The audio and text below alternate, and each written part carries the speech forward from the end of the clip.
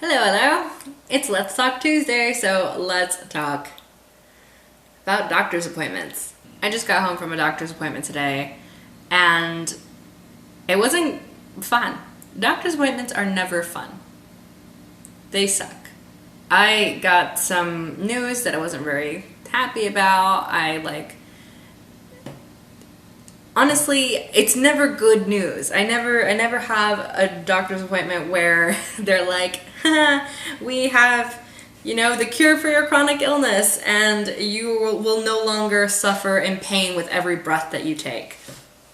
That's never how my doctor's appointments go.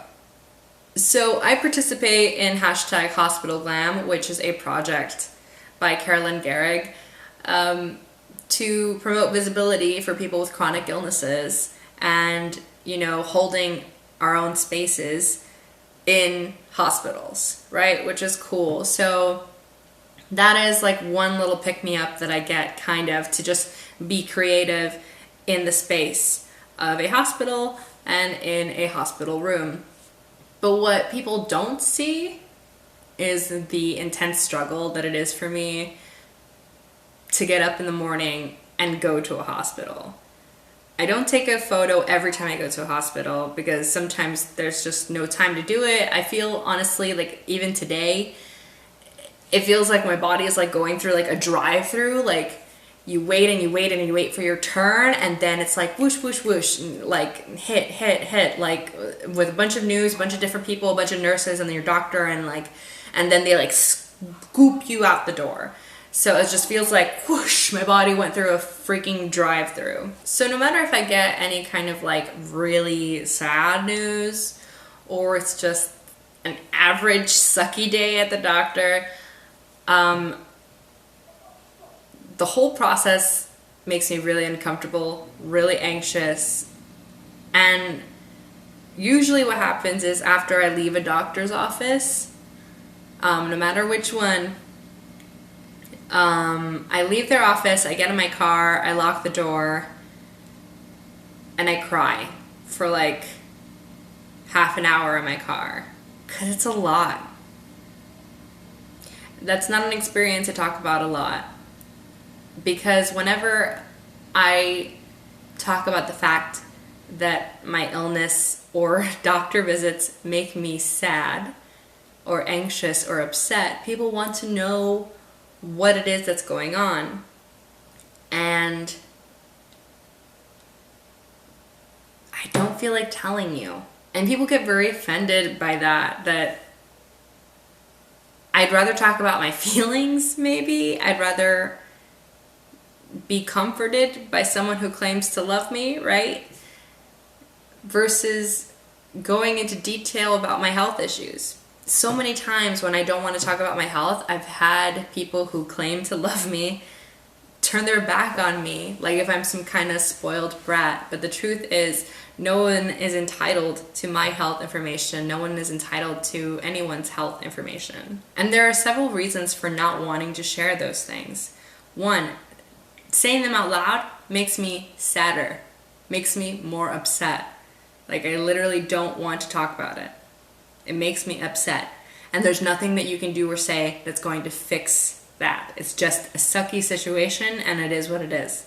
Two, very often when I try to talk about my health with anyone, it is followed up with a lot of discomfort on their end. And what I mean by discomfort is you don't realize it, but the way that you respond to my health issues shows me how uncomfortable you are with my health issues, and shows me how subconsciously I just forced you to like face your own fears about illness and face your own mortality. Because here is how people will respond to me.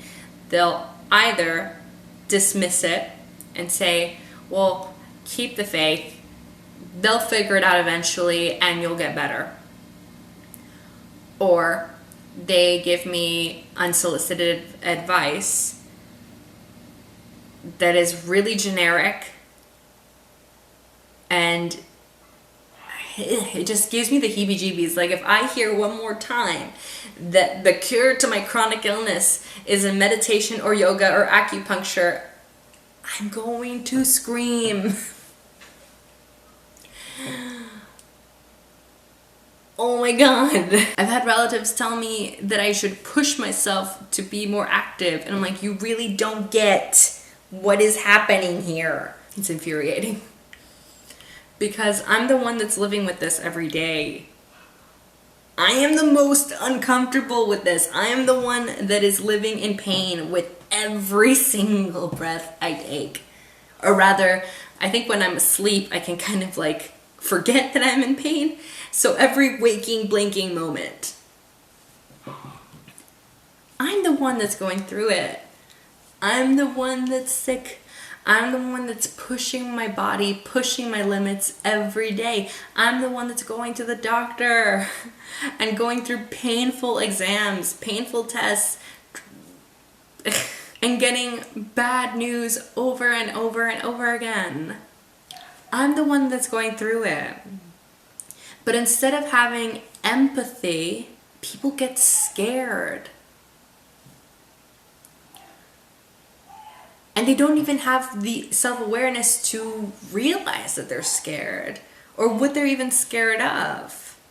Because you have to understand that to respond to someone who's sick with dismissive positivity or giving them generic advice to a problem of which you know almost nothing about, those things are so harmful. Like, why can't you just be there for me? Just validate what I'm going through. Just say, damn, that really sucks. I feel for you. I'm here for you. If you want to talk, I'm here. If you don't want to talk, I'm here too. We'll chill together. I'll keep you company if you want. I'll leave you alone if you want. But how can I support you? Is the most important question that almost never gets asked. Ultimately, this video was less about doctor's appointments in general, but kind of my emotional experience with doctor's appointments and my chronic illness. It was what it was. I'll see you guys eventually. Or tomorrow. If I can manage it.